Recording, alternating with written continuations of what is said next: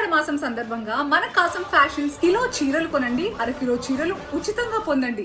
ఓవైపు కరువు పరిస్థితులు రైతులను కలవరపెడుతుండగా మరోవైపు ప్రాజెక్టుల్లో పడిపోతున్న నీటి నిల్వలు సైతం ఆందోళన కలిగిస్తున్నాయి. కరీంనగర్ జిల్లాలోని కీలకమైన లోయర్ మానేరు డ్యాంలో నీటి మట్టం భారీగా తగ్గిపోయింది.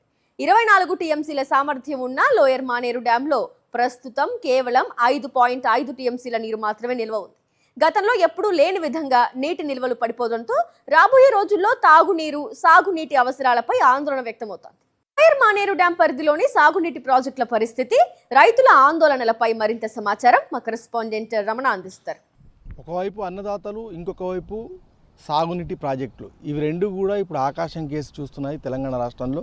ప్రస్తుతం మనం కరీంనగర్లో లోయర్ మానేరు డ్యాంలో ఉన్నాం. లోయర్ మానేరు డ్యాంకు సంబంధించి 24 టీఎంసీల కెపాసిటీ ఉంటే కేవలం 5.57 టీఎంసీలు మాత్రమే కనిపిస్తుంది. గత ఏడాదితో పోలిస్తే 2025లో 6 టీఎంసీల నీటి నిల్వలన ఎల్ఎండి ఇప్పుడు కేవలం 5.5 టీఎంసీలు మాత్రమే మనకు కనిపిస్తుంది. అయితే మనకు మొత్తం ప్రాజెక్ట్స్ అన్నీ కూడా ఇదే పరిస్థితిలో కనిపిస్తున్నాయి. ఎందుకంటే పైన మనకు ఎల్లంపల్లి కూడా 7 టీఎంసీలే ఉన్నాయి. అక్కడ 20 టీఎంసీల ప్రాజెక్టు నీటి నిల్వ కెపాసిటీకి సంబంధించి 7 టీఎంసీలు పడిపోతుండడంతో మొత్తంగా ఇప్పుడు ఒక అనిశ్చితి నెలకొంది. ముఖ్యంగా అటు కాళేశ్వరం ప్రాజెక్టు అనిశ్చితి నెలకొనవడము, అక్కడి నుంచి నీటి విడుదల లేకపోవడం, మరొక వైపు వర్షాలు సమృద్ధిగా కురవకపోవడము, జూలై మాసం మధ్యకు వచ్చినప్పటికీ కూడా ఇప్పటివరకు చుక్క నీరు లేకపోవడంతో మొత్తంగా రైతులు ఆందోళన చెందుతున్నారు. మరొక వైపు సాగునీటి ప్రాజెక్టులన్నీ కూడా ఎడారుల్లా మారిపోయినాయి. మరొక వైపు పశువులకు పచ్చిక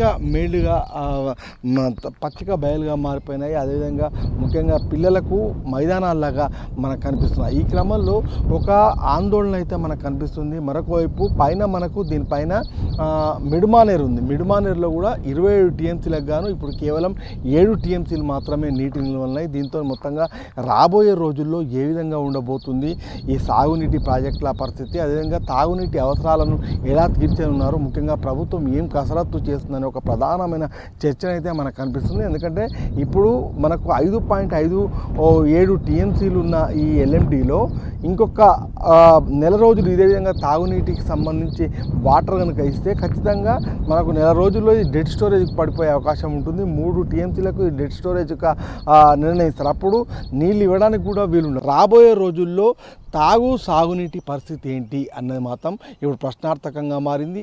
ఈ సాగునీటి ప్రాజెక్టులన్నీ కూడా ఆ ప్రశ్నను మనం ముందుంచుతున్నాయి. కెమెరా పర్సన్ సతీష్తో రమణ, సాక్షి టీవీ, కరీంనగర్. మరిన్ని అప్డేట్స్ కోసం ఛానల్ను సబ్స్క్రైబ్ చేయండి. నోటిఫికేషన్స్ కోసం బెల్ ఐకాన్ పై క్లిక్ చేయండి.